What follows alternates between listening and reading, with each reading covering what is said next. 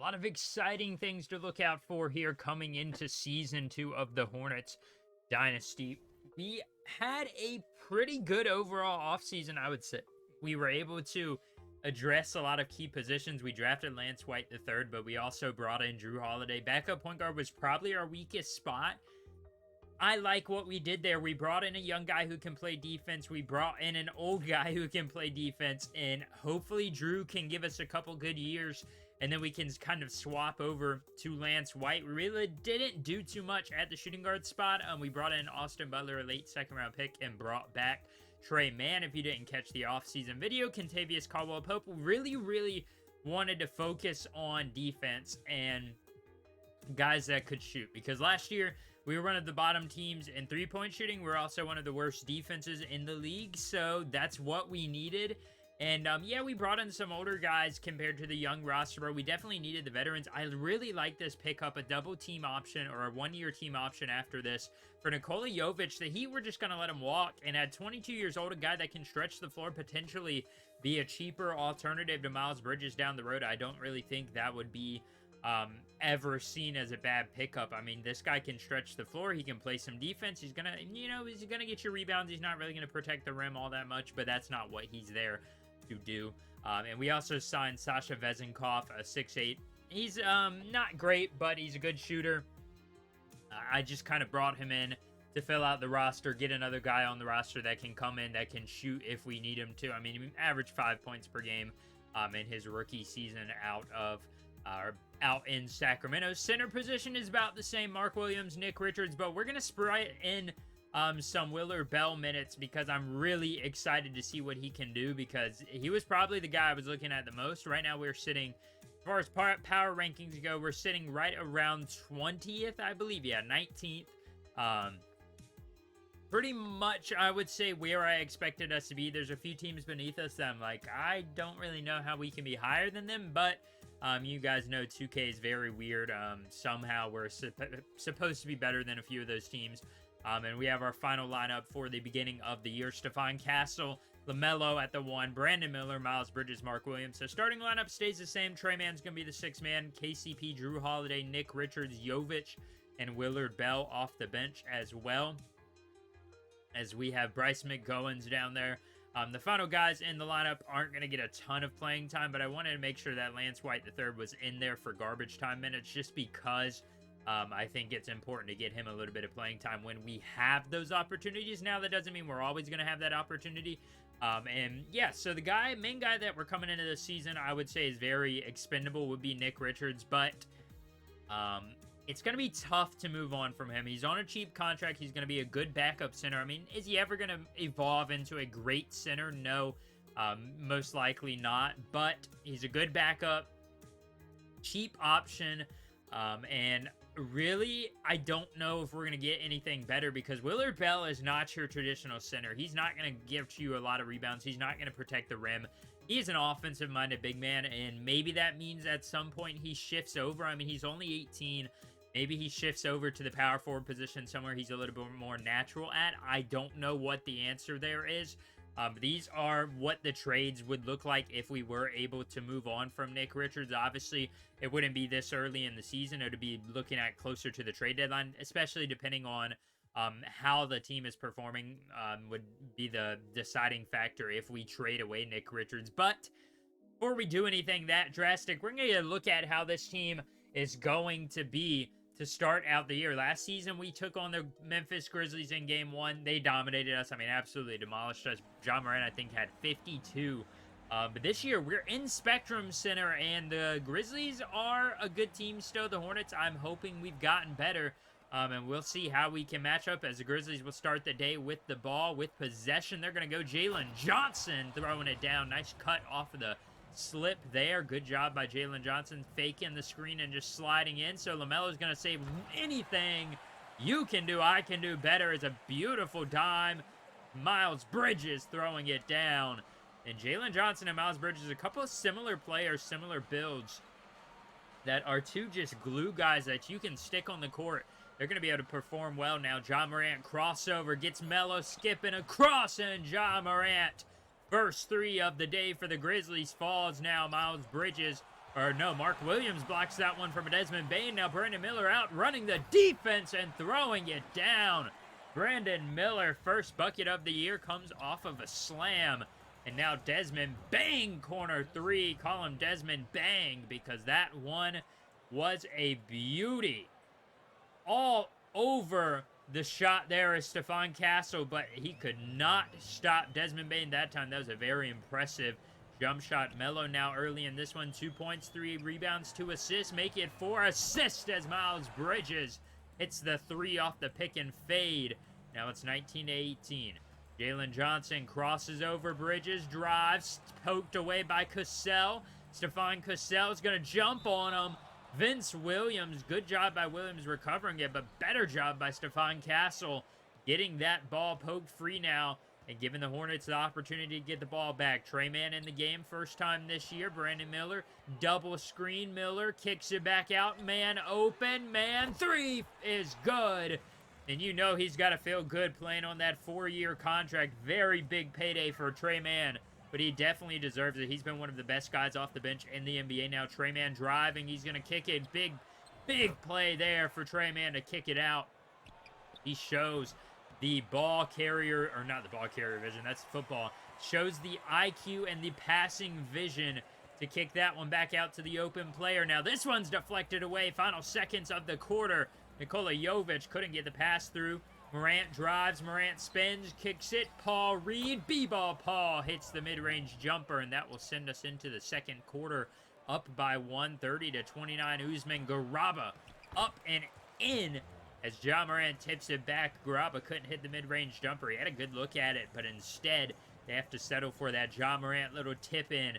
Now Miles Bridges working on a smaller defender. Good job by Marcus Smart getting over there and making sure to contest that one despite the height difference. Now Vince Williams drives, left open, Marcus Smart for 3, and he hits it.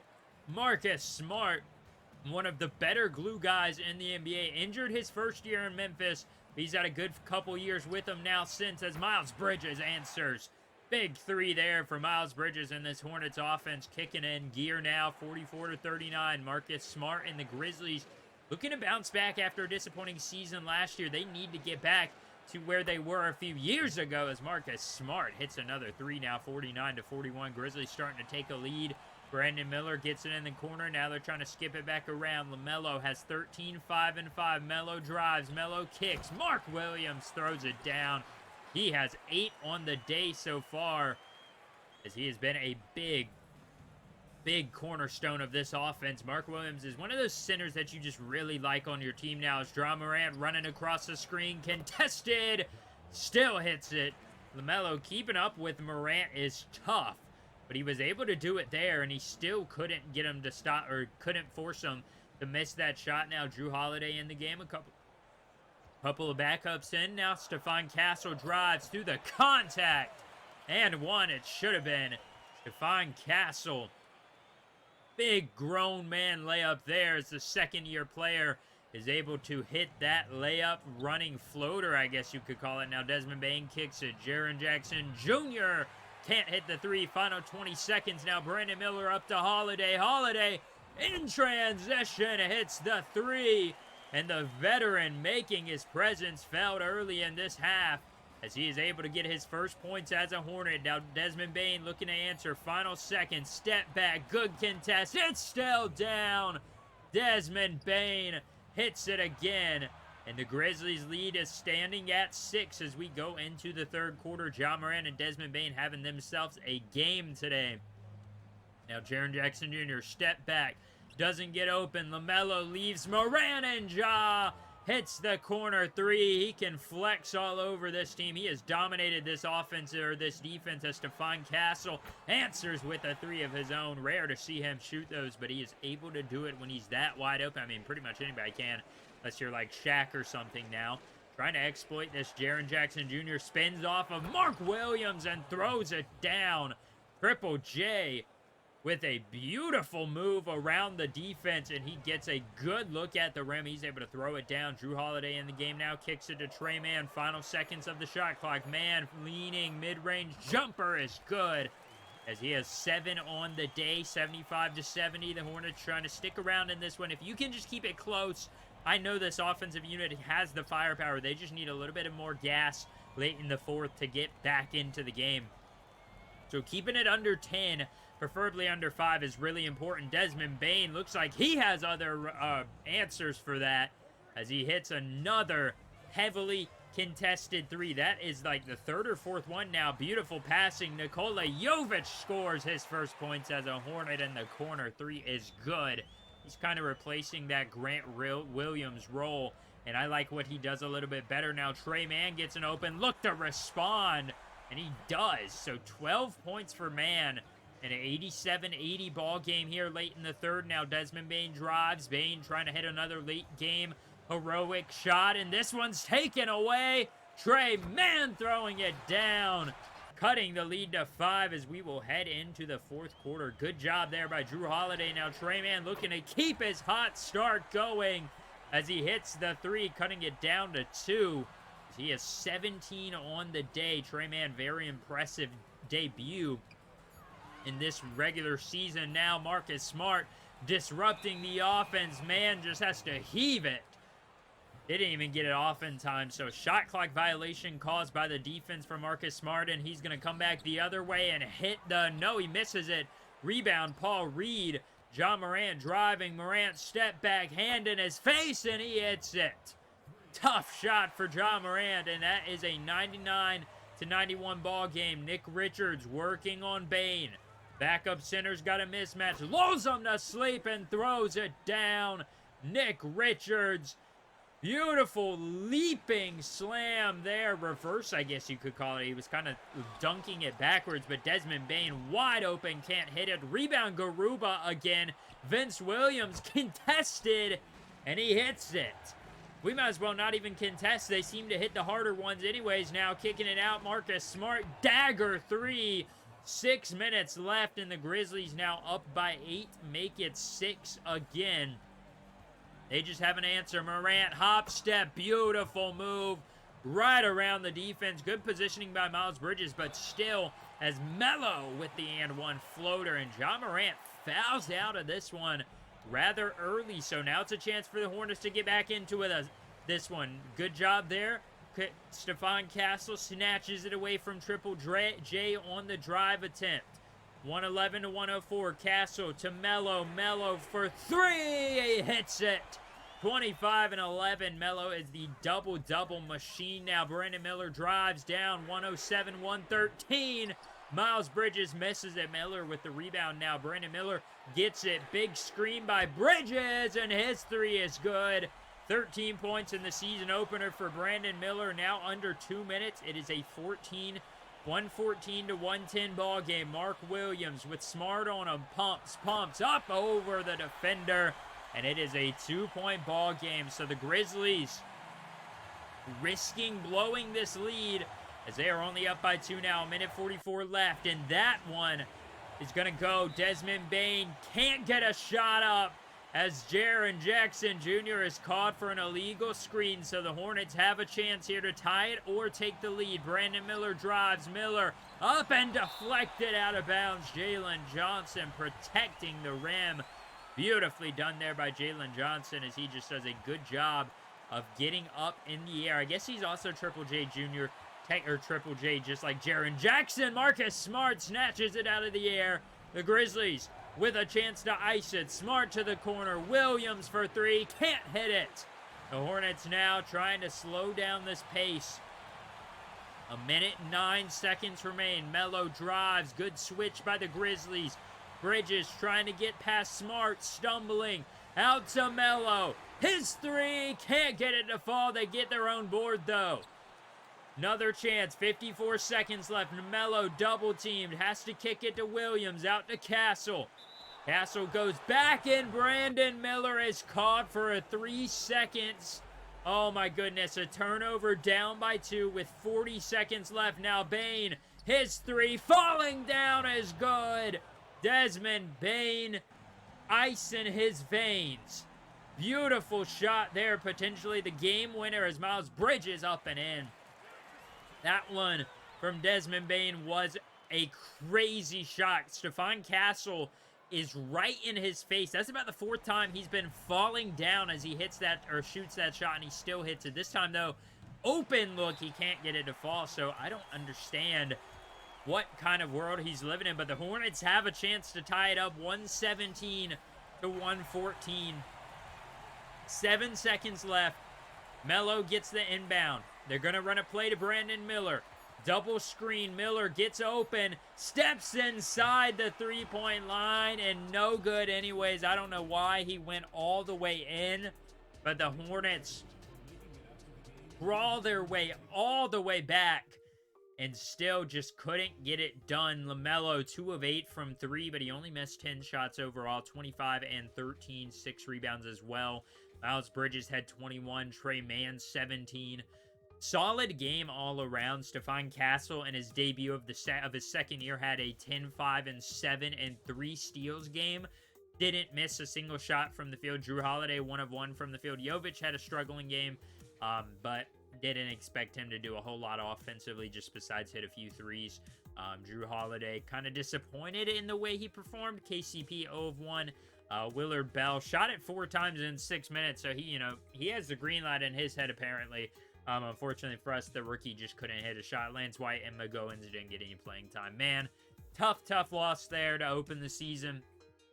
I kind of was expecting to perform better in the first half. They started out strong, slowed down in the end of the second quarter, beginning of the third, and the Grizzlies kind of took advantage of that, and we just need to work on shooting, really, especially because that's still a major issue. But as of right now, I like how the team looked in game 1. If we can get our three-point shooting down or figured out and we can get it better, I think we're definitely a team that's capable of making a, 7-8 seed, maybe even a 6 or a 5 seed this year, just off of first initial impressions. Go ahead and let me know if you have any impressions on how everybody performed in this season opener. I thought overall, pretty solid outing. It wasn't the greatest, but it wasn't as bad as it could have been. Unfortunately, we go 0-2 to start the year. The Trailblazers, led by the 7th overall pick, Brevin Stanley, who drops 20 on us. They dominate us, 120 to 96. Big win there for the Trailblazers, a team trying to get back to the playoffs after a surprising one-year appearance last year.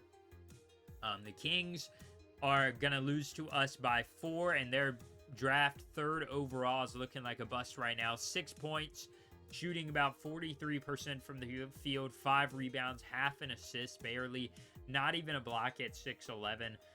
Man, not a very good pick there for the Kings. Sorry, Kings fans. Don't know what your GM was thinking.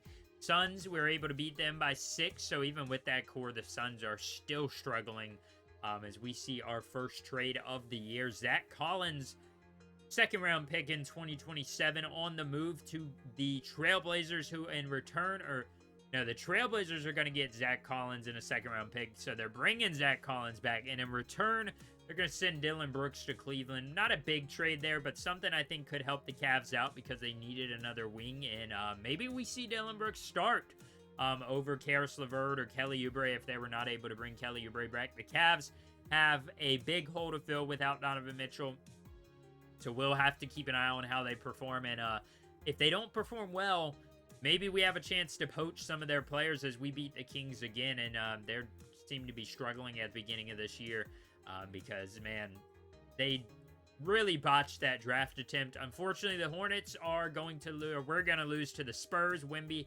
almost has a 20-20 game. That's crazy. 24 points, 19 rebounds for him in that game winner, or in that game that they won over us.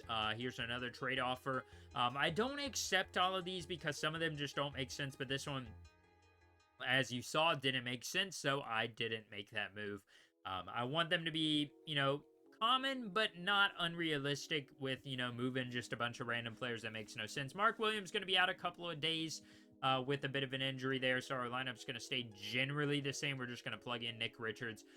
Thankfully, we have a couple of easier games to play across the next few days. I shouldn't say that because now I'm going to jinx myself as we're getting trade offers for Willard Bell. Yeah, missing Mark Williams in that one. 93 to 92 point loss there against the Detroit Pistons. Like this one, I went ahead and accepted, I believe.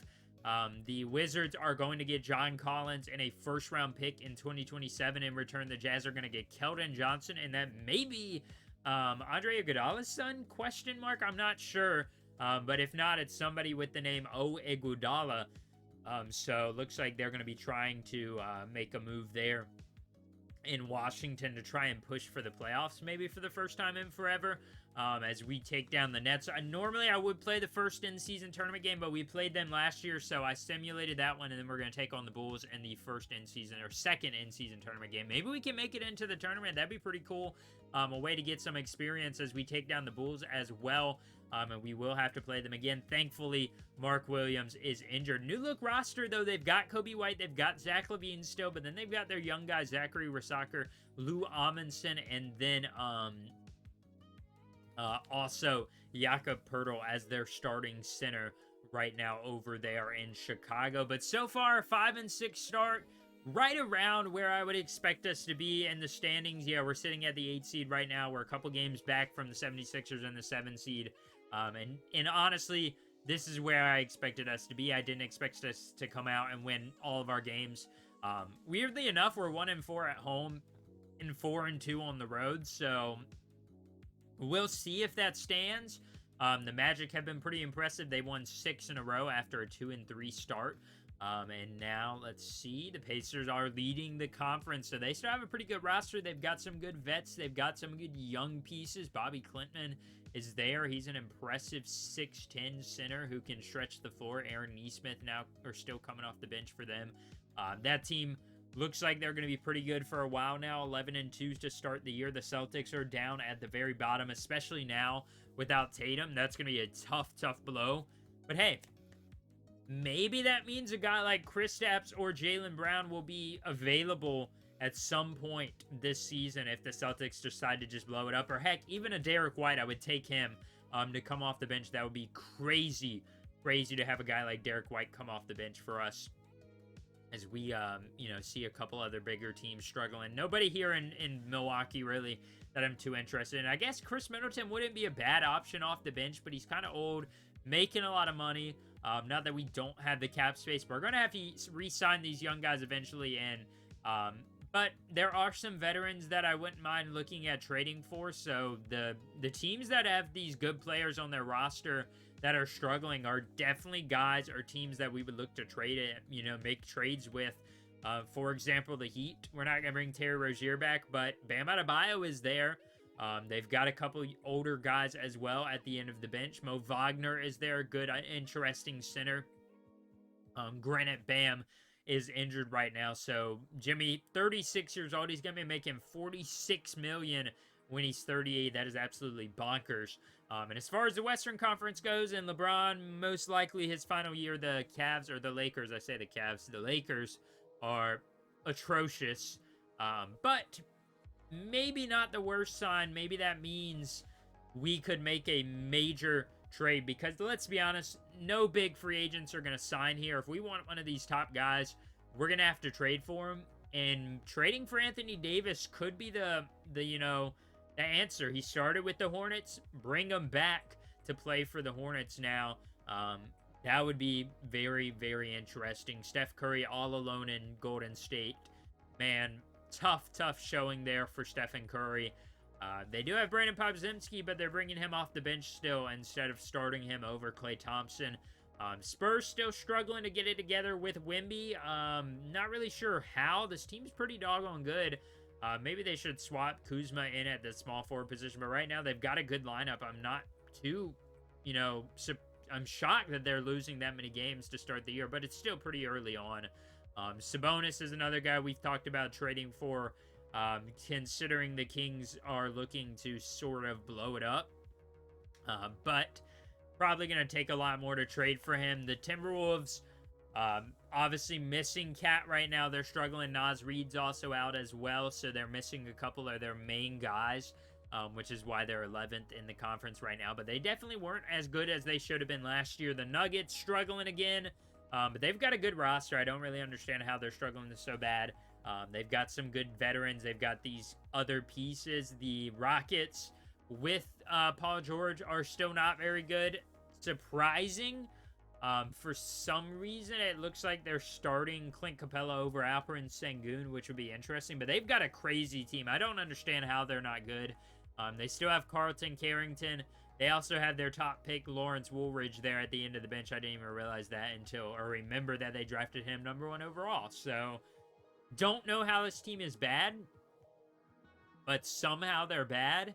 And, yeah, he's out 4 to 6 weeks after a short stint to start the year. So, this team is interesting, to say the least. And the Clippers, despite blowing it up, despite rebuilding, quote unquote, they are in a good spot right now. 1 seed in the West. They've got a really good start to the year.